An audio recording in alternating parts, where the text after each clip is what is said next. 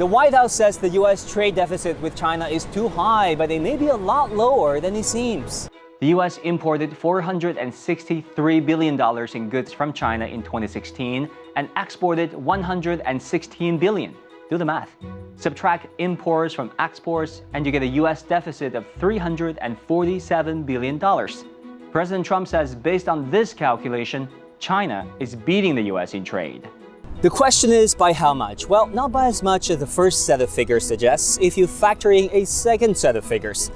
In 2016, the U.S. ran a surplus with China of $37 billion on trade-in services.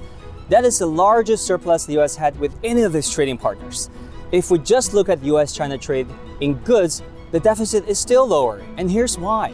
Not all imports from China are actually Chinese. A big chunk of them are so-called intermediate goods that are parts made in other countries, assembled in China, and then shipped back for sale. According to Oxford University, when we take out the value of these non-Chinese intermediate goods, it would cut the size of U.S. trade deficit with China by half. That brings it close to the deficit the U.S. had with the European Union. Consider the example of the iPhone again. To produce the 2009 version, Chinese companies used $11 worth of parts imported from the U.S. companies, and $172 worth of components from other countries. But when they were shipped back to the US, the phone was sold for around $600. And what did the Chinese companies earn out of all this?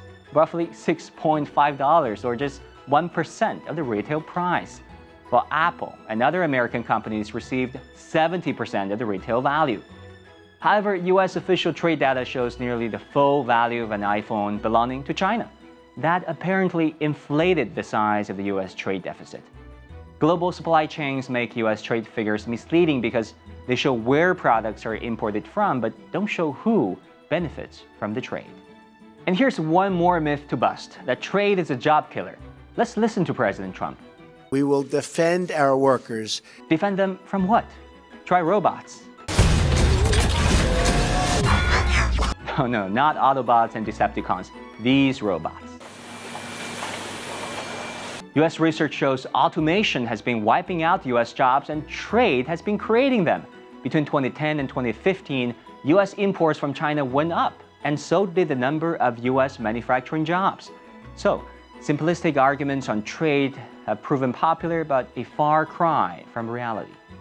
Finally, here's another factor skewing trade figures. China wants to buy more high-tech goods from the U.S., but U.S. bans their sale out of national security concerns.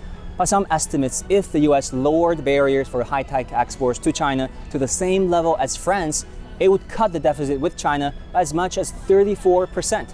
So, from the Chinese perspective, any reasonable negotiation on cutting the trade deficit will have to start with how to calculate it.